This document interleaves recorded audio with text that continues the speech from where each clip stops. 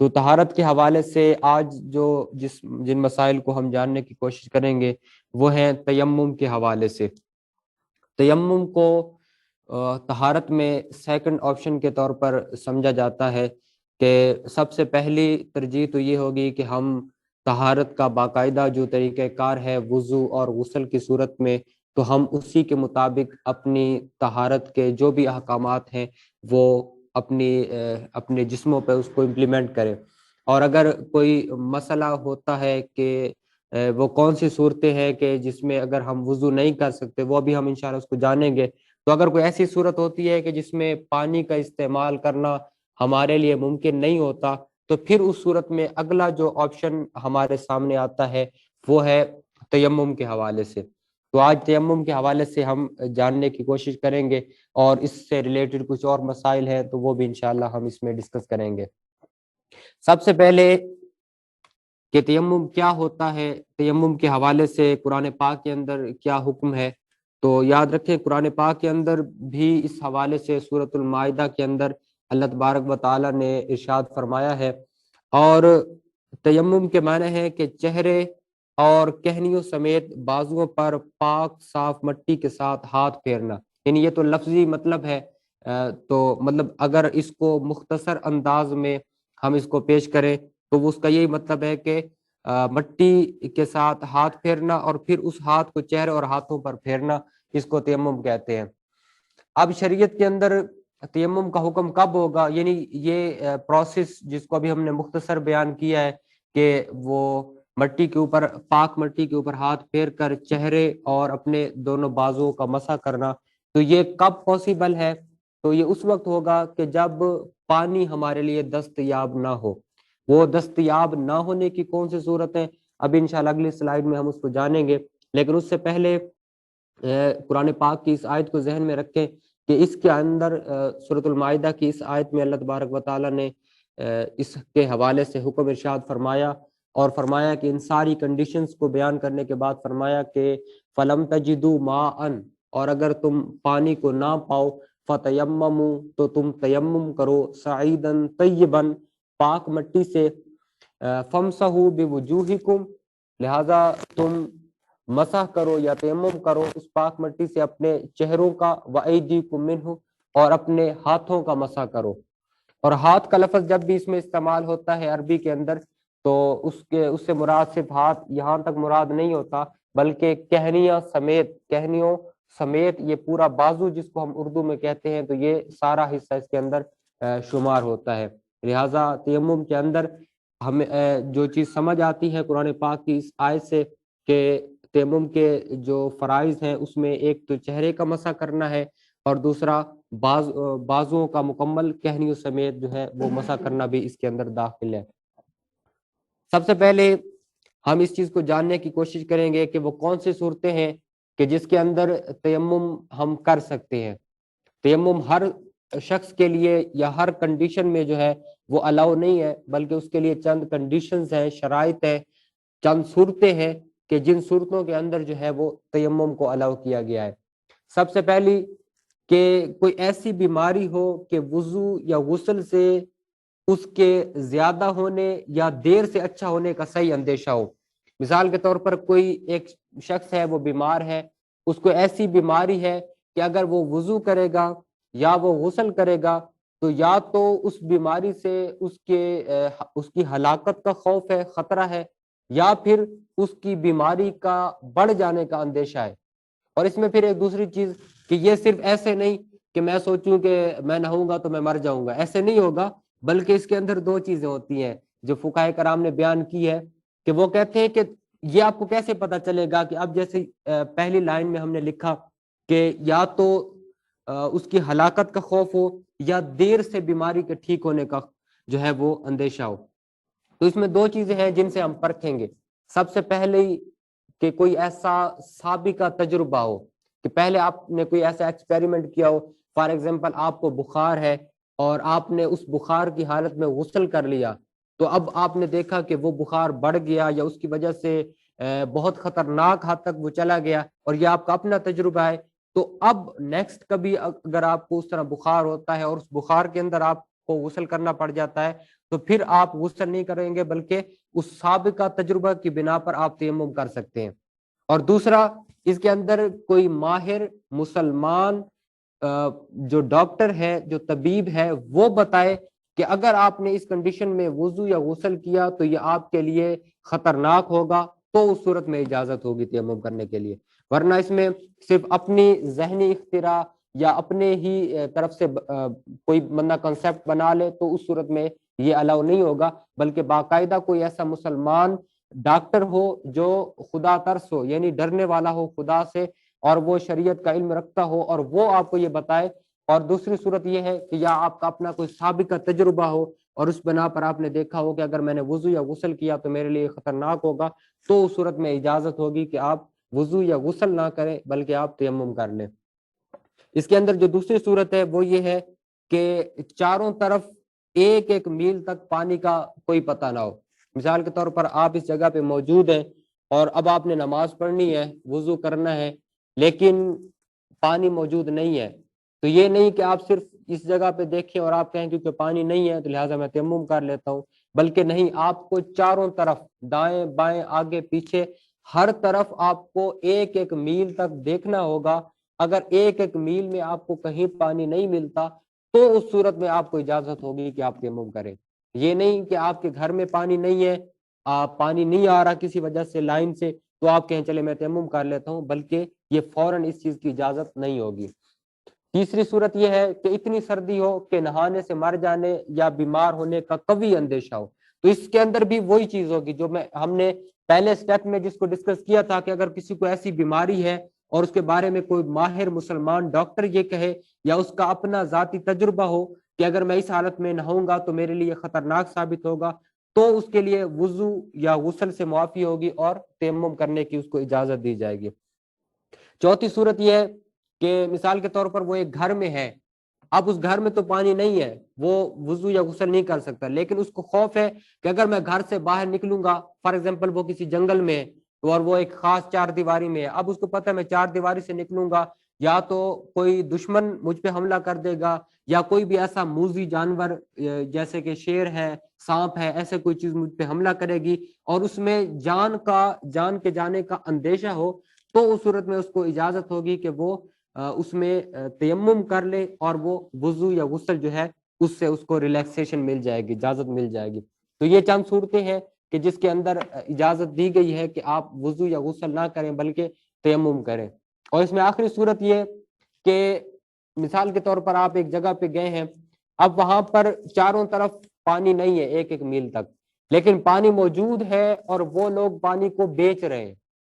اور اگر تو وہ نارمل ریٹ پہ بیچ رہے ہیں تو پھر آپ پہ لازم ہے کہ آپ پانی خرید کے وضو کریں، لیکن اگر وہ نارمل ریٹ سے 2 گنا قیمت پہ بیچ رہے ہیں پھر اس صورت میں آپ کو اجازت ہے کہ آپ جو ہے وہ وضو یا غسل نہ کریں بلکہ آپ تیمم کریں۔ لیکن اگر وہ 2 گنا قیمت سے کم بیچ رہے ہیں، مثال کے طور پر پانی کا وہ کوئی خاص بوتل وغیرہ جو ہے وہ ہمیں 100 روپے کی ملتی ہے یہاں سے،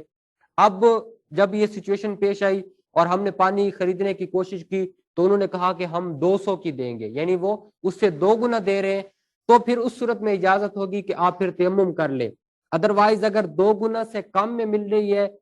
100 روپے والی 180 میں بھی مل رہی ہے، تب بھی آپ کے لیے یہی حکم ہے کہ آپ پانی خریدیں اور خرید کر جو ہے وہ وضو یا غسل جو بھی آپ پہ لازم ہے وہ آپ کریں۔ لیکن یہ اس شخص کے لیے ہے کہ جو اس کی استطاعت رکھتا ہو، اور اگر کوئی اتنے کی بھی استطاعت نہیں رکھتا تو پھر اس کے لیے وہی حکم ہوگا کہ وہ تیمم کر لے۔ اگلا سوال یہ ہے کہ تیمم کس چیز سے ادا کیا جائے گا؟ تیمم کرنے کے لیے جو پاک مٹی کا ہم نے پیچھے لفظ استعمال کیا تھا، لیکن تیمم کرنے کے لیے جب آپ نے ہاتھوں کو مارنا ہے اس جگہ پر زمین پر، تو وہ زمین کی جنس سے ہونی چاہیے، زمین کی جنس سے اس کا ہونا ضروری ہے۔ زمین کی جنس سے کون کون سی چیزیں ہوتی ہے؟ مثال کے طور پر ریت ہے، پتھر ہے، اس طرح جو ہے یہ نیچے اور بھی چیزیں لکھی ہوئی ہیں جن میں چونا ہے، سرما وغیرہ، تو یہ زمین کی جنس سے ہیں۔ تو جو چیز زمین کی جنس سے نہیں ہوگی تو اس سے تیمم کرنا بھی جائز نہیں ہوگا۔ مثال کے طور پر اس کی ایک اور اگزامپل بھی ہے کہ جو چیز آگ میں جل کر راکھ ہو جاتی ہے تو وہ زمین کی جنس سے نہیں ہوتی۔ اب زمین کی جنس سے مٹی ہے تو مٹی کبھی بھی آگ میں نہیں جلے گی، تو اسی طرح جو پتھر ہے وہ بھی نہیں جلتا، ٹھیک ہے، اور نہ ہی وہ پگھل جائے، اور جو پگھلتی ہے وہ بھی زمین کی جنس سے نہیں ہوتی، جیسے سونا ہے یا چاندی ہے، کیونکہ جب ان کو آگ میں آپ ڈالتے ہیں تو وہ پگھلنا شروع ہو جاتے ہیں، تو اس سے ہمیں یہ سمجھ آتی ہے کہ یہ بھی زمین کی جنس سے نہیں ہوگی، اور جس چیز سے آپ نے تیمم کرنا ہے وہ لازمی ہے کہ وہ زمین کی جنس سے ہی ہونا چاہیے۔ یہ نہیں ہے کہ آپ کسی لکڑی، کیونکہ لکڑی زمین کی جنس سے نہیں ہے، یا اس طرح کی کسی اور چیز، کسی اور دھات سے آپ تیمم کریں تو اس صورت میں آپ کا تیمم نہیں ہوگا، بلکہ تیمم کے لیے ضروری ہے کہ وہ زمین کی جنس سے ہونے چاہیے۔ اور یہ جو ہماری دیواریں وغیرہ ہیں، کیونکہ اس پر ریت ہوتی ہے اور پتھر ہوتے ہیں یا چونا ہوتا ہے، تو یہ ساری چیزیں زمین کی جنس سے ہیں، لہٰذا ان سے آپ تیمم کر سکتے ہیں۔ لیکن اگر کسی دیوار پہ لکڑی وغیرہ لگی ہوئی ہے تو پھر اس صورت میں اس کی اجازت نہیں ہوگی۔ اب آتے ہیں جی تیمم کے فرائض کے حوالے سے، کہ تیمم میں کون کون سی چیزیں فرض ہیں۔ تیمم کے اندر یہ 3 فرائض ہیں جو آپ سامنے دیکھ سکتے ہیں۔ اس کے اندر جو سب سے پہلی اور بنیادی چیز ہے وہ ہے نیت۔ وضو اور غسل کے اندر نیت کرنا فرض نہیں ہے، لیکن تیمم کے اندر نیت کرنا فرض ہے۔ اگر کوئی تیمم کرتا ہے لیکن وہ نیت نہیں کرتا تو اس کا کوئی تیمم نہیں ہوگا۔ اس لیے اس بات کو ذہن میں بٹھا لے کہ نیت کرنے کے معاملے میں یہ وضو اور غسل کی طرح نہیں ہے، بلکہ وضو اور غسل میں نیت جو ہے وہ فرض نہیں ہے، جبکہ تیمم کے اندر نیت کرنا فرض ہے۔ اور اس میں آپ کیا نیت کریں گے؟ آپ کی نیت یہ ہوگی کہ آپ پاکی حاصل کرنے کے لیے، یعنی جو بھی جنابت آپ پہ طاری ہے آپ اس سے پاک ہونے کے لیے، یا آپ نماز کے اہل ہونے کے لیے جو ہے وہ آپ تیمم کریں گے، تو اس صورت میں اس کی اجازت ہوگی۔ دوسرا جو اس کا دوسرا فرض ہے وہ ہے سارے چہرے پر، مکمل چہرے پر، جیسا کہ وضو میں بھی ہم نے ڈسکس کیا کہ جہاں سے بالوں کا آغاز ہوتا ہے وہاں سے تھوڑی کے نیچے تک، اور ایک کان کی لو سے دوسرے کان کی لو تک، اس میں مکمل آپ نے جو ہے وہ مسح کرنا ہے۔ اور اس میں بھی وہی حکم ہے کہ اس میں بھی ایک بال برابر بھی جگہ باقی نہیں رہنی چاہیے۔ اس میں بھی یہ نہیں ہوگا کہ سرسری سے آپ نے ہاتھ پھیر دیا اور بہت ساری جگہ رہ گئی ہے تو اس صورت میں بھی آپ کا تیمم نہیں ہوگا، بلکہ اس میں بھی تیمم میں یہ احتیاط بھی اشد ضروری ہے۔ جو تیمم کا تیسرا فرض ہے وہ یہ ہے کہ دونوں ہاتھوں کا، یعنی کہنیوں سمیت، یہاں تک میں نے جیسے بتایا کہ یہاں تک عربی کے اندر جب ہاتھ بولا جائے تو یہاں تک شمار ہوتا ہے، دونوں ہاتھوں کا کہنیوں سمیت مسح کرنا، اور اس میں بھی ایک بال برابر بھی جگہ جو ہے وہ باقی نہیں رہنی چاہیے۔ اب جو تیمم کا طریقہ ہے وہ ہم ایک دفعہ اس کو ڈسکس کرتے ہیں اور پھر اس کے بعد اگلے پوائنٹ کی طرف جاتے ہیں کہ تیمم کا طریقہ کار کیا ہوگا۔ تو میں ایک دفعہ اس کو پریکٹیکلی، آپ اس کو پڑھ بھی لیجئے گا بعد میں ایک دفعہ پریکٹیکلی آپ کو جو ہے وہ اس کا طریقہ کار سمجھا دیتا ہوں۔ لیٹ سپوز کہ یہ جگہ جو ہے وہ زمین کی جنس ہے، اگرچہ یہ لکڑی ہے اس سے مسا نہیں ہوتا، لیکن میں آپ کو جسٹ سمجھانے کے لیے جو ہے وہ آپ کے سامنے یہ رکھ رہا ہوں۔ تو آپ مجھے دیکھیں، غور کریں، سب سے پہلے جب میں نے تیمم کرنا ہے اور میں اس چیز کا اہل ہوں کہ واقعی میں تیمم کر سکتا ہوں، جو صورتیں ہم نے پڑھی ہیں ان میں سے کسی صورت کی وجہ سے، سب سے پہلے میں نیت کروں گا کہ یا اللہ میں تیری عبادت کے اہل ہونے کے لیے، نماز کے اہل ہونے کے لیے، اور جو جنابت مجھ پہ طاری ہے میں اس سے پاک ہونے کے لیے تیمم کی نیت کرتا ہوں۔ اس میں لفظ چینج ہو سکتے ہیں، جس دل کی نیت جو ہے وہ دل کا ارادہ جو ہے وہ یہ ہونا چاہیے، اور اس میں ضروری نہیں ہے کہ انہی لفظوں کے ساتھ کریں، آپ کسی بھی لینگویج میں کر سکتے ہیں اور الفاظ چینج بھی ہو سکتے ہیں، اس میں کوئی حرج نہیں ہے۔ یہ بول کر آپ نے اپنے لفظوں اپنے ہاتھوں کو اس طرح کھلا رکھنا ہے، اور اس میں آپ نے زمین پہ 3 دفعہ آگے پیچھے اس کو کرنا ہے۔ اور اگر ہاتھوں پہ بہت زیادہ ریت لگ جائے تو آپ نے اس انداز میں جو سنت طریقہ بتایا گیا اس انداز میں اس کو جھاڑنا ہے کہ دونوں انگوٹھوں کی جو جڑیں ہیں اس طرح مارنا ہے کہ تالی وغیرہ کی کوئی آواز نہیں آنی چاہیے۔ اس میں آپ نے جھاڑ کے سب سے پہلے آپ نے اپنے چہرے کا جو ہے وہ مسح کرنا ہے مکمل، اور اس میں بھی کوئی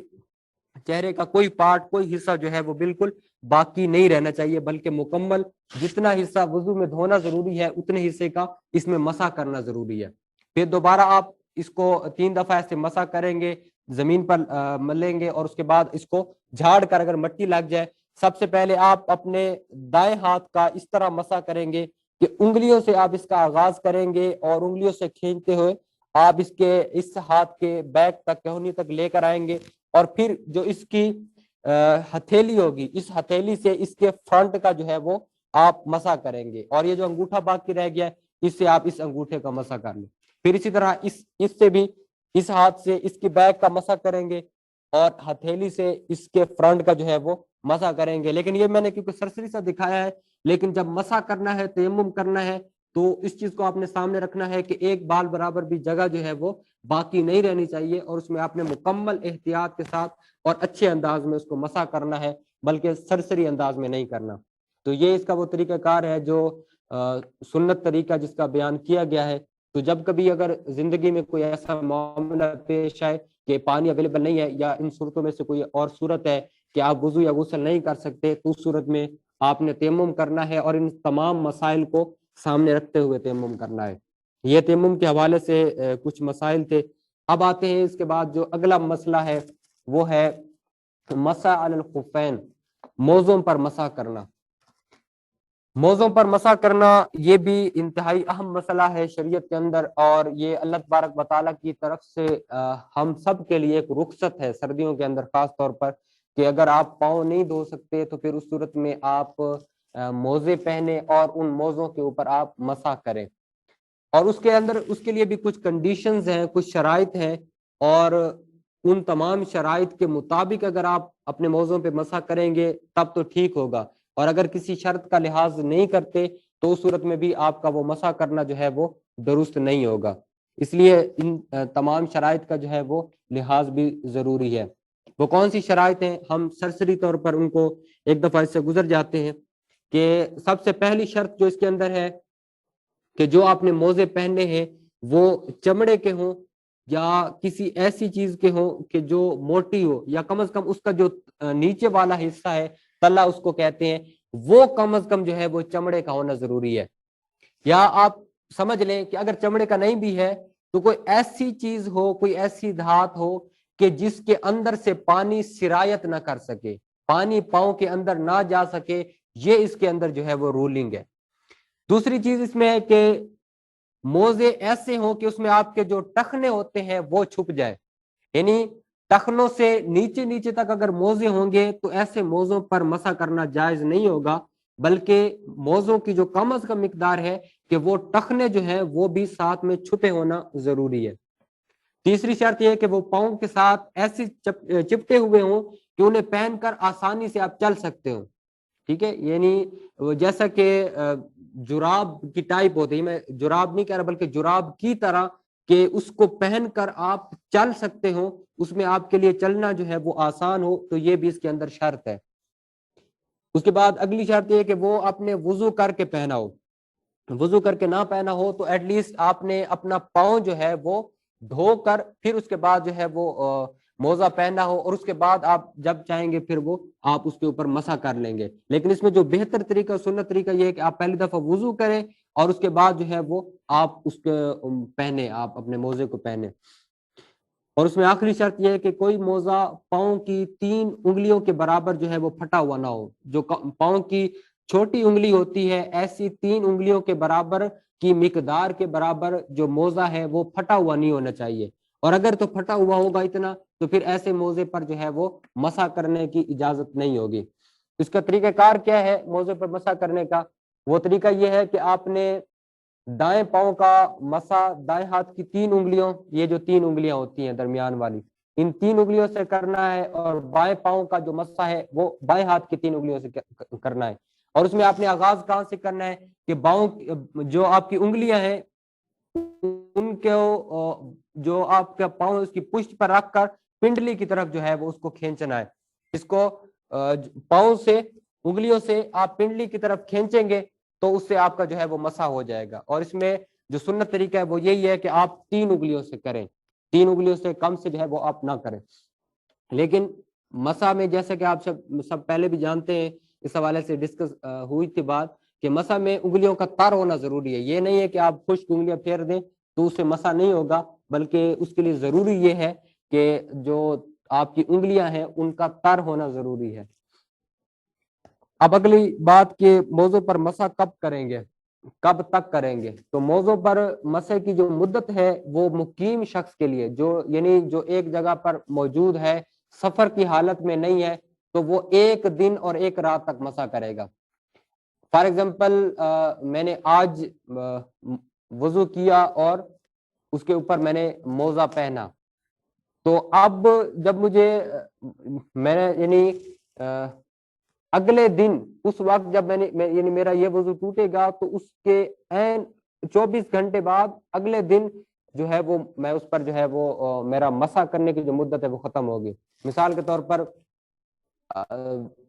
ظہر کی نماز کے لیے اگر وضو کیا ہے تو اب ظہر کی نماز سے عصر تک وضو رہا ہے تو اگلے دن عصر کی نماز تک جو ہے وہ اس کے اوپر مسح کرنے کی اجازت ہوگی۔ اور جو مسافر ہے اس کے لیے 3 دن، یعنی اگر آج کیا ہے تو آج سے 3 دن تک جو ہے وہ اس کو یہ اجازت ہوگی کہ وہ اس کے اوپر مسح کر سکتا ہے۔ لیکن اس میں جو ٹائم سٹارٹس ہوگا تو جو پہلا وضو اس نے کیا تھا جب وہ وضو ٹوٹے گا تو اس کے بعد جو ہے وہ اس کے اوپر مسح کرنے کی مدت کا آغاز ہوگا۔ یعنی اگر وضو اس نے ظہر کے وقت کیا تھا اور عصر کے وقت اس کا وضو ٹوٹتا ہے تو عصر کے وقت گویا کہ اس کا ٹائم سٹارٹ ہو رہا ہے ایک پورے دن کا، اور اس کے بعد جو ہے وہ اپنے اگلے 24 گھنٹے جو ہے وہ اس میں شمار کر سکتا ہے۔ اب اس کے اندر اگلی چیز یہ تھی کہ جو موضوع پہ مسح کرتے ہیں وہ کن چیزوں سے ٹوٹ جاتا ہے؟ تو سمپل پہلی چیز یہ کہ جن چیزوں سے وضو ٹوٹ جاتا ہے ان سب چیزوں سے موضوع پہ مسح بھی ٹوٹ جاتا ہے۔ اور دوسری اس میں یہ آتی ہے کہ جو مدت مسح ہے، یعنی جیسے کہ بتایا گیا کہ مقیم آدمی کے لیے 1 دن اور 1 رات ہے اور مسافر کے لیے 3 دن اور 3 رات ہیں، تو جب یہ لمٹ جو ٹائم کی مختص کی گئی ہے یہ پوری ہو جائے گی تب بھی اس کا جو مسح ہے موضوع پر وہ بھی ختم ہو جائے گا۔ اور اس کے بعد اگر ایک موضع اتار دیا یا تو اس صورت میں بھی اس کا جو مسح ہے وہ بھی ٹوٹ جائے گا، اگر کوئی ایک موضع جو ہے وہ یا 2 موضع دونوں اس کے اتر جاتے ہیں۔ اور اسی طرح اگر کسی کے موضع کے اندر پانی داخل ہو جاتا ہے تو اس صورت میں بھی اس کا جو مسح ہے وہ ٹوٹ جائے گا اور اس پر لازم ہے کہ وہ دوبارہ پہن کر اور مکمل اسی پروسیس کے مطابق دوبارہ مسح کرے گا۔ یہ اس حوالے سے کچھ مسائل تھے موضوع پر مسح کرنے کے حوالے سے کہ جن کا جاننا بھی ہمارے لیے ضروری ہے، کیونکہ سردیوں کے اندر اکثر لوگ جب اس کو استعمال کرتے ہیں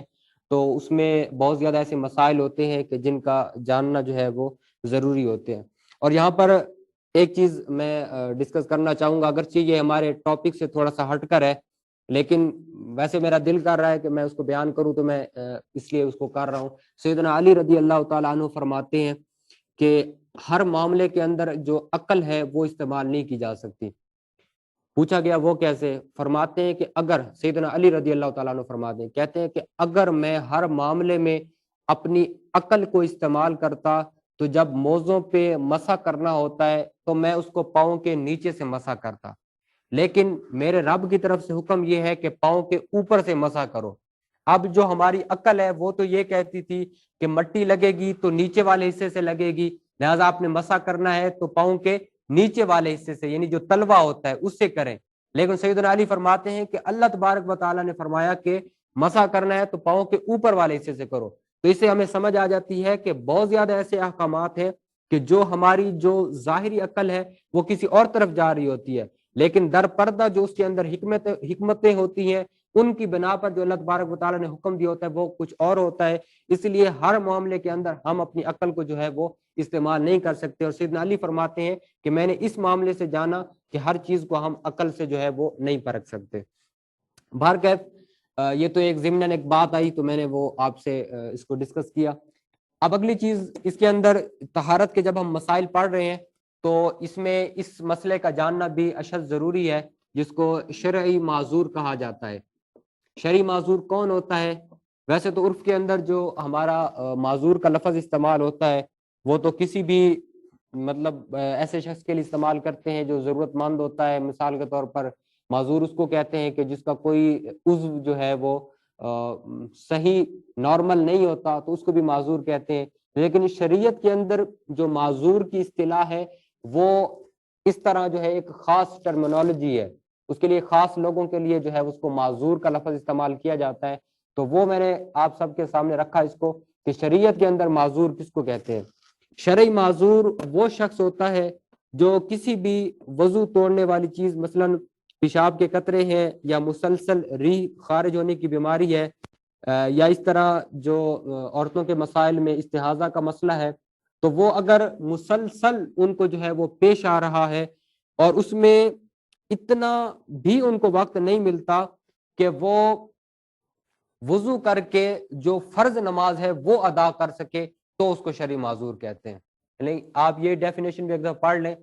کہ شرعی معذور وہ شخص ہے جو کسی بھی وضو توڑنے والی چیز مثلا پیشاب کے قطرے ہیں یا مسلسل ریح خارج ہونے کی بیماری ہے، اس میں وہ اس طرح مبتلا ہوا کہ نماز کا پورا وقت گزر گیا اور وہ کوشش کرنے کے باوجود اس پورے وقت میں وضو کر کے نماز فرض ادا کرنے پر قادر نہیں ہوا، یعنی اس کے پاس اتنا بھی وقت نہیں تھا کہ وہ وضو کر کے 4 فرض ادا کر سکے، تو اس صورت میں اس کو شرعی معذور کہتے ہیں. اب جو ہے وہ شرعی معذور ہو جائے گا. اور اب شرعی معذور کا کیا حکم ہوگا، اس کے لیے شریعت نے کیا ریلیکسیشن دی ہے، وہ ہم اس کے اندر جانیں گے. شرعی معذور کو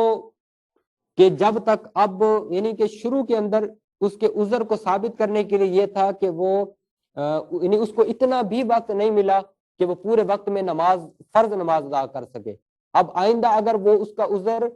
کم از کم ایک مرتبہ ہر نماز کے وقت میں بھی کنٹینیوسلی جاری رہتا ہے، تو پھر اس صورت میں اس کو یہ ریلیکسیشن دی جائے گی کہ وہ ہر نماز کے پورے وقت کے لیے ایک بار وہ وضو کرے گا.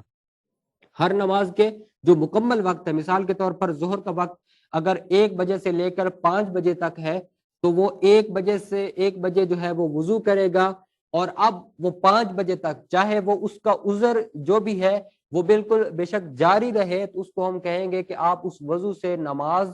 اور جو بھی عبادات ہیں، تلاوت ہے یا اس طرح کے نوافل پڑھنے ہیں، تو وہ اس وضو سے پڑھ سکتا ہے. اگر وہ واقعی شرعی معذور ہے، جیسا کہ ہم نے پچھلی سلائیڈ میں اس کو دیکھا کہ اگر وہ واقعی اس کا عذر موجود ہے، تو پھر اس صورت میں اس کو یہ ریلیکسیشن دی جائے گی کہ وہ اس وضو کے ساتھ جتنی چاہے عبادات جو ہے وہ کر سکتا ہے. اور اس دوران اگر اس عذر کے علاوہ کسی اور عذر سے اس کا وضو ٹوٹ جاتا ہے، تو پھر اس کو وضو کرنے کا حکم دیا جائے گا. مثال کے طور پر اس کو قطرے آنے کا جو ہے وہ عذر تھا. اب قطروں سے تو اس کا وضو نہیں ٹوٹتا، لیکن ریح کے خارج ہونے سے اس کا وضو ٹوٹ گیا، تو اب اس کی بنا پر اس کو کہا جائے گا کہ اب تم دوبارہ وضو کرو، کیونکہ یہ جو ریلیکسیشن دی گئی تھی وہ اس خاص عذر کی بنا پر دی گئی تھی، اوورآل جو ہے یہ ریلیکسیشن نہیں تھی. اس کے اندر ایک اور چیز، جب ہم طہارت کے مسائل کو جاننے کی کوشش کرتے ہیں تو ایک اور ٹرم استعمال ہوتی ہے مستعمل پانی. اور یہ جو مستعمل پانی کا مسئلہ ہے یہ انتہائی خطرناک ہے. خطرناک میں اس لیے کہوں گا کہ ہمارے عرف کے اندر لوگوں کو اس بارے میں علم نہیں ہوتا اور وہ بہت زیادہ اس معاملے کے اندر بے احتیاطی کرتے ہیں. اور جب وہ بے احتیاطی کرتے ہیں تو پھر نہ تو ان کو پاکی حاصل ہوتی ہے، اور جب پاکی حاصل نہیں ہوتی تو پھر نہ ہی ان کی عبادات ہیں اور نہ ہی دیگر معمولات. تو مستعمل پانی کیا ہوتا ہے؟ مستعمل پانی وہ ہے کہ جس سے کوئی بھی ناپاکی دور کی گئی ہو یا بدن میں اللہ کی قربت کے طور پر اس کو استعمال کیا گیا ہو. یعنی وضو ہے اور دوبارہ اس سے وضو کیا گیا ہے، یا غسل ہے اور اس سے دوبارہ غسل کیا گیا ہے. اب جس پانی سے وضو یا غسل کر لیا گیا ہے تو اس پانی کو ماء مستعمل کہتے ہیں. اور جو پانی ایک دفعہ استعمال ہو جاتا ہے اس پانی سے دوبارہ جو ہے وہ آپ وضو یا غسل نہیں کر سکتے. ہوتا وہ پاک ہے، اس کو ہم ناپاک نہیں کہتے، لیکن اس سے دوبارہ وضو اور غسل نہیں ہو سکتا. اب اس میں بے احتیاطی کہاں پہ ہوتی ہے وہ ہم آپ کو بتاتے ہیں کہ آج کل اب جب انہوں نے کسی شخص نے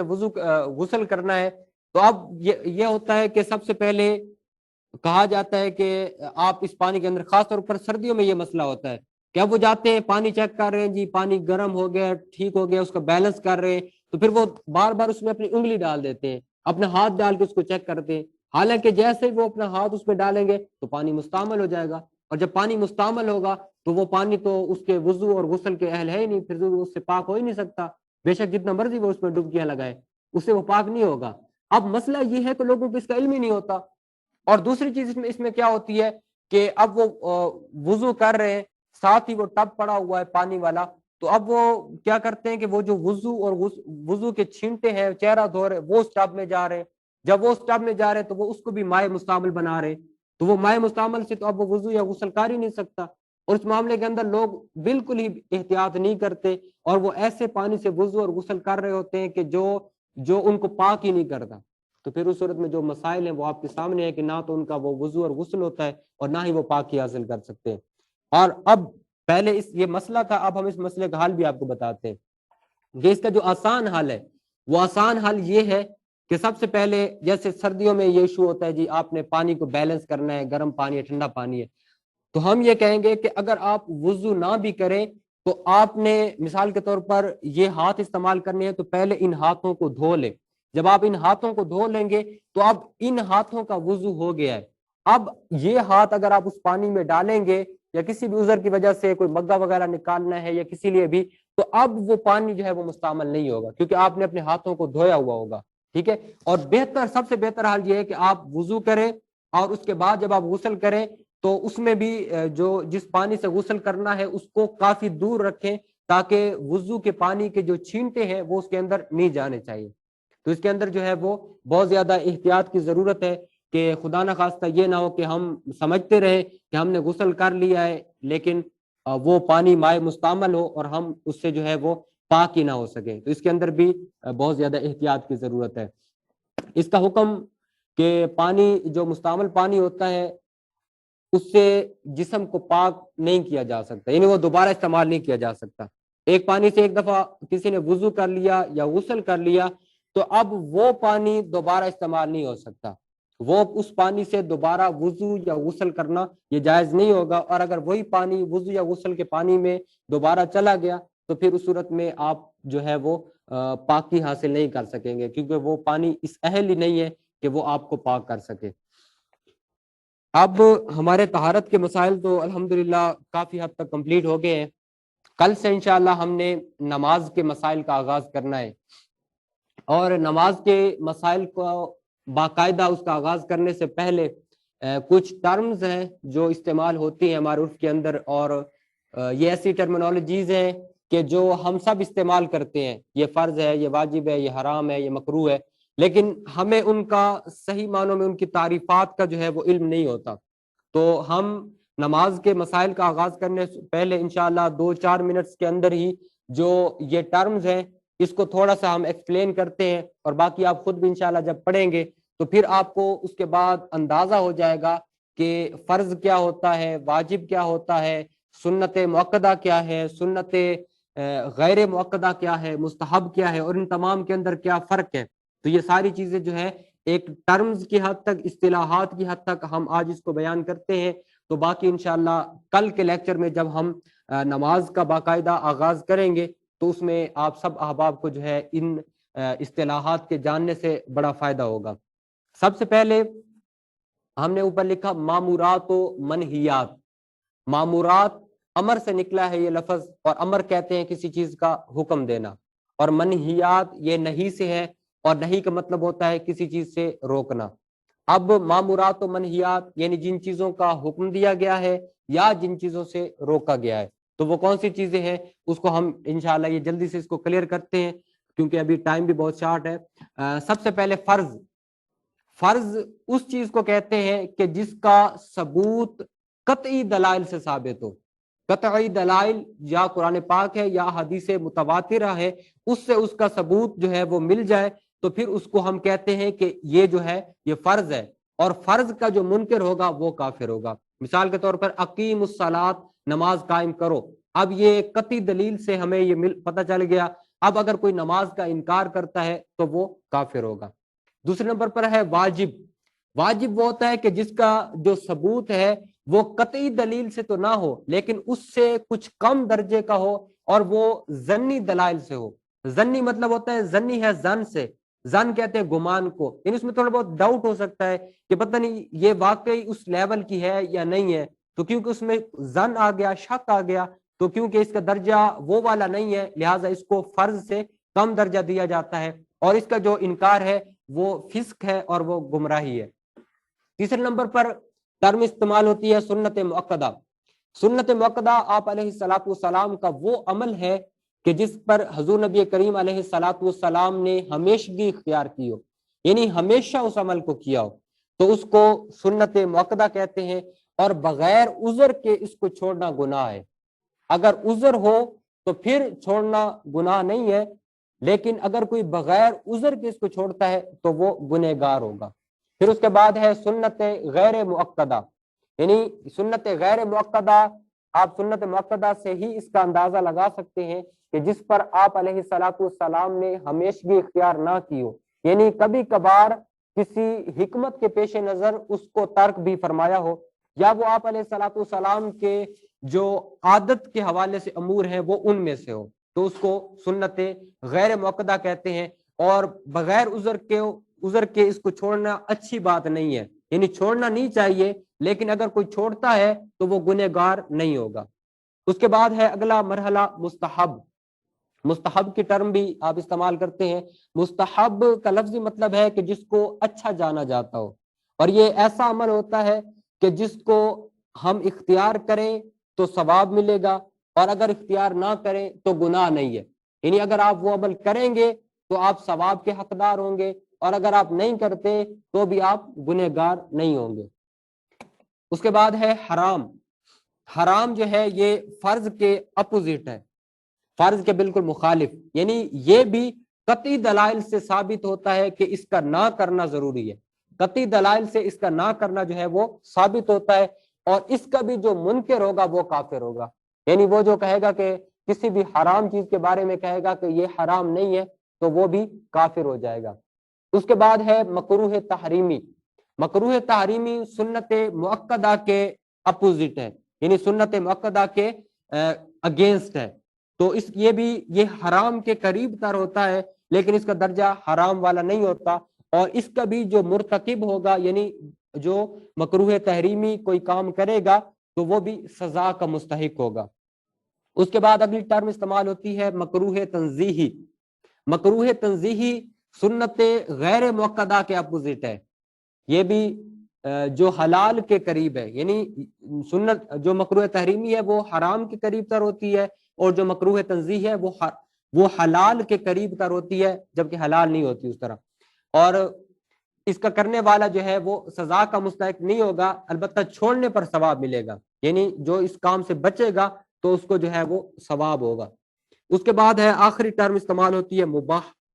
مباح وہ ہوتی ہے کہ جس کے دونوں جانب برابر ہوں، یعنی اس کے کرنا اور نہ کرنا دونوں سمت جو ہے وہ برابر ہو، جس کے کرنے پر کوئی ثواب نہیں ہوتا اور چھوڑنے پر بھی کوئی گناہ نہیں ہوتا، تو اس کو مباح کہتے ہیں۔ تو یہ چند ٹرمز ہیں جو نماز کے مسائل میں اور دیگر بہت زیادہ مسائل میں ہم جن کو استعمال کریں گے، تو آپ سب ان اصطلاحات کو غور سے دیکھیں، اور انشاءاللہ اس حوالے سے بھی اگر کسی کا کوئی سوال ہو تو آپ پوچھ سکتے ہیں۔ اور آج کے لیکچر میں